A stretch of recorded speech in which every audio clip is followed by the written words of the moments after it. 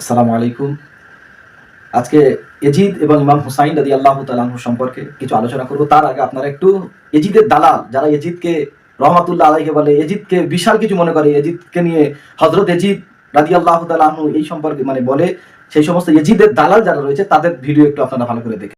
Yazid কাফের ছিলেন কিনা? না, তিনি কাফের ছিলেন না, তিনি মুসলমান ছিলেন। ইয়াজিদকে লানত করব কিনা? না, আমরা তাকে লানত করব না। ইয়াজিদ ইবনে মুআবিয়া রাদিয়াল্লাহু তাআলা আনহু এই কাজে কোনো হাত ছিল না, এই কথাই ঠিক।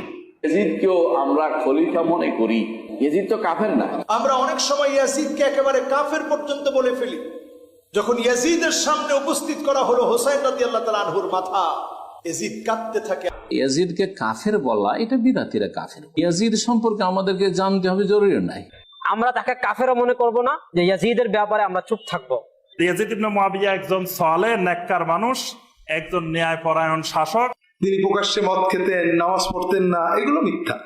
তিনি আমাদের দেশের রাজনৈতিক নেতাদের মতোই একজন শাসক ছিলেন। আলেমুল আমাদের ভালোবাসেন, শ্রদ্ধা করেন, ক্ষমতার প্রতিদ্বন্দ্বী হলে বিশ্বস্ত ইতিহাসগুলো বলে এজিদ এ বিষয়ে খুব দুঃখ প্রকাশ করেছে। হযরত ইয়াজিদকে 100 রাকাত নফল নামাজ পড়তেন, সব সময় রোজা রাখতেন, হাফেজে কোরআন ছিল। না ভাই, ইয়াজিদকে আহলে সুন্নাত জামাতের কেউ কাফের হয়ে গেছে এটা বলে না। কাফের হওয়া বহুত কঠিন একটা বিষয়, এত সহজ না।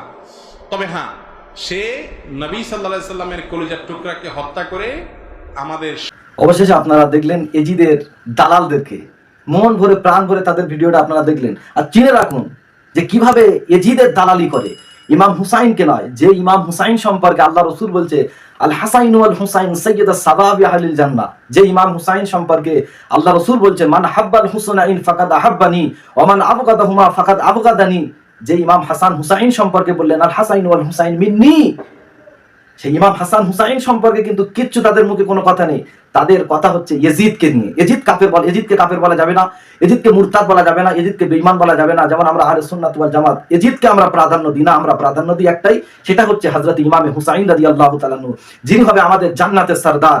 সেই হযরত ইমামে হুসাইন রাদিয়াল্লাহু তাআলা আনহুকে আমরা প্রাধান্য দিয়ে থাকি। আর ওই যে দালালদেরকে আপনারা চিনে রাখুন, ওদেরকে আমরা কিন্তু ঠিক সময় মতো বুঝিয়ে নেব বা বুঝিয়ে দেবো ইনশাআল্লাহ কিয়ামতের ময়দানে। আমরা এজিদের দলভুক্ত না, আমরা হযরত ইমামে হুসাইন রাদিয়াল্লাহু তাআলা আনহুর দলভুক্ত।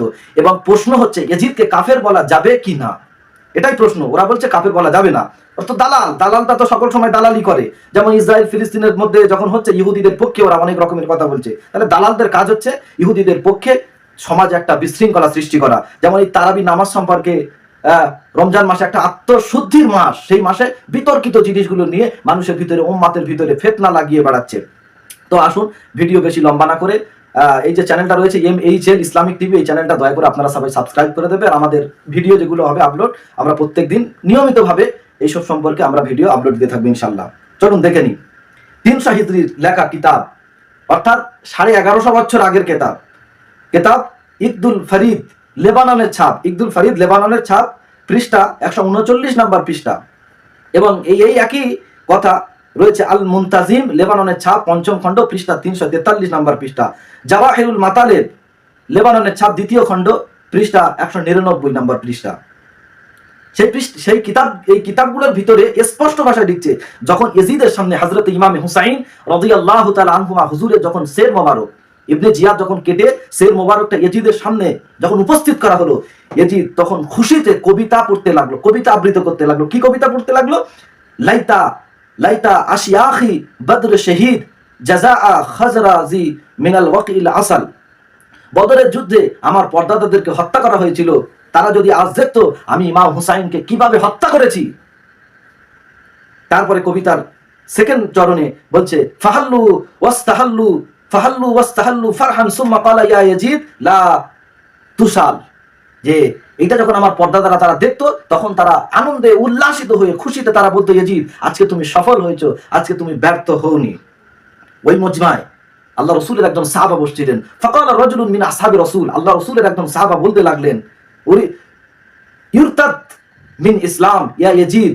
ইয়াজিদ তখন বলছে ক্বালু বালা, ইয়াজিদকে বলছে কে? রসুলের সাহাবা, আমরা নয়, রসুলের সাহাবা বলছে হে ইয়াজিদ তুমি মুরতাদ হয়ে গেছো, ইসলাম থেকে খারেজ হয়ে গেছো। আমরা তো এজিদকে কাফের বলি, কিন্তু সাহাবা হযরতরা এজিদকে মুরতাদ বলেছিল, তার মানে বেঈমান, ইসলাম থেকে খারেজ হয়ে গিয়েছে। আমরা তো এজিদকে মুরতাদ বলি না, কাফের বলি। কিন্তু আমাদের প্রশ্ন হচ্ছে, রাসূলের সাহাবা যখন মুরতাদ বলেছে, এবার আপনাদের কাছে প্রশ্ন করছি, আপনারা এজিদকে কি বলবেন সেটা আপনাদের ব্যাপার। নবী সাহাবা কিন্তু বলেছে এজিদ তুমি মুরতাদ হয়ে গেছো। এজিদ তখন অবহেলা করে কি বলছে, বালা অবশ্যই হ্যাঁ আমি মুরতাদ হয়ে গেছি, কোনো ব্যাপার না। তার মানে চলেন, আল্লাহ রাসূল ওই সাহাবা তখন কি করছেন, কসম খাচ্ছে, ওয়াল্লাহি, এজিদকে দেখে কসমকে বলছে, ওয়াল্লাহি আমি আল্লাহর নামে কসম করে বলছি এজিদ, আমি আল্লাহ রাসূলের সাহাবা, আমি আর তোমার সাথে থাকবো না বলে এজিদের কাছ থেকে বেরিয়ে চলে গেল। চলুন দেখি দ্বিতীয় নাম্বার কথা কে কি বলেছে দেখি। আল মুনতাকিন লেবাননের ৫ম খণ্ড ৩৪৩ নম্বর পৃষ্ঠা স্পষ্ট লিখছে যে যখন এজিদের কাছে ইমাম হুসাইন রাদিয়াল্লাহু তাআলা আনহুমা হুজুরের মাথা মোবারককে আনা হলো, ফালাম্মা ওয়াদাআত বাইনা ইয়াজিদ দরাবাহু বিগাদাবিল কানা ফি ইয়াজিদ, তখন এজিদ কি করছে, লোহার রড এবং তলোয়ার নিয়ে ইমাম হুসাইনের ওই কাটা মুন্ডুর উপরে এরকম গাঁথছে।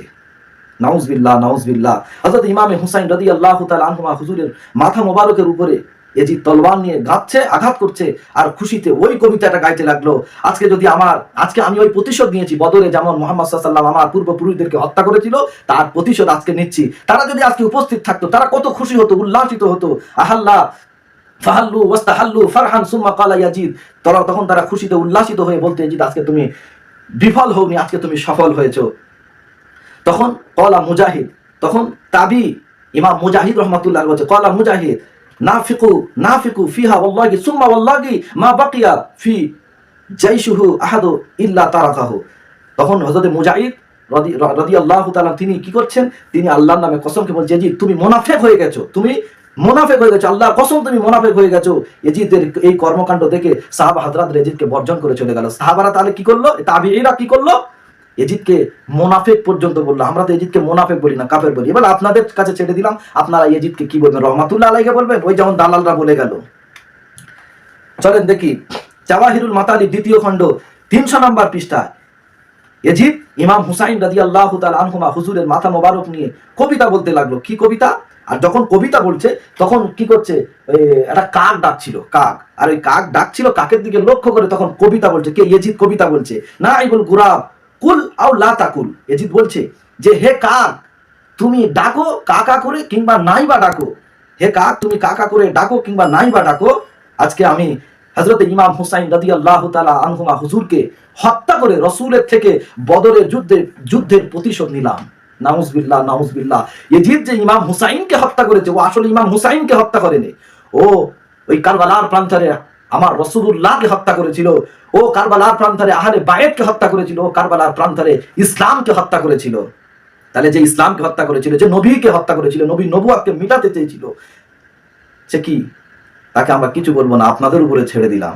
আপনারা তাকে কি বলবেন? ওই দালালদেরকে চিনে রাখুন। খালি একটা কথা বলবো, দালালদেরকে চিনে রাখুন। চলেন জাওয়াহিরুল মাতালেব, ওই কিতাবের ভিতরে জাওয়াহিরুল মাতালেব 2য় খণ্ড 302 নম্বর পৃষ্ঠা, মানে ওই কিতাবের 302 নম্বর পৃষ্ঠা, হযরত ইমাম আহমদ ইবনে হাম্বাল এবং ইমাম মালিক রাহমাতুল্লাহ আলাইহি ক্বালা, তিনি বলছেন ওয়া কাইফা লা ওয়া হুয়া লাইবুন বিন নাদার ওয়াল মুতাসাদ্দিদু বিল ফাহাদ ওয়া তারাকা লিস সালাত ওয়াল মুদাল্লু লিল খামার ওয়াল কাতিলু আহলে রাসূলুল্লাহ সাল্লাল্লাহু আলাইহি ওয়াসাল্লাম। হযরত ইমাম আহমদ ইবনে হাম্বাল, ইমাম মালিক রাহমাতুল্লাহ আলাইহি বলছেন কিভাবে এজিদকে কাফের না বলে পারি? কারণ এজিদ জুয়া খেলতো, কারণ এজিদ নিয়মিত নামাজকে বাদ দিত, কারণ এজিদ নিয়মিত মদ্যপান করত, কারণ এজিদ আহলে বাইতের হযরত ইমাম হুসাইন রাদিয়াল্লাহু তাআলা আনহুমা হুজুরকে হত্যা করেছিল, কারণ এজিদ এমন এমন গান বলতো যেটা কুফরির মতো, এজিদ এমন এমন গান বলতো যেটা কুফরি। তাহলে আমি কেমন করে এজিদকে কাফের না বলে বা মুরতাদ না বলে আমি পারি? কে বলছেন? হযরত ইমাম আহমদ ইবনে হাম্বাল ও হযরত ইমাম মালিক রাহমাতুল্লাহ আলাইহি। এই একই কিতাবে 303 পৃষ্ঠায় হযরত ইমাম আকিল রাহমাতুল্লাহ আলাইহি বলেন এজিদ সব সময় কুফরি গান গাইতো। তাই এই দলিল ভিত্তিক তাকে জিন্দিকও বলা যাবে, তাকে কাফেরও বলা যাবে, তাকে লানতও দেওয়া যাবে। আল্লাহ আমাদেরকে বলা এবং শোনার থেকে বেশি বেশি করে আল্লাহ আমাদেরকে আমল করার তৌফিক দান করুক। আর একটা জিনিস, সত্যটাকে জানার তৌফিক দান করুক। আর ওই সমস্ত ইয়েজিদের দালালদেরকে চিনে আমাদেরকে দুনিয়া থেকে বর্জন করে ইমানের আল্লাহ আমাদের হেফাজত করুক। আখির দাওয়ানা আলহামদুলিল্লাহি রাব্বিল আলামিন।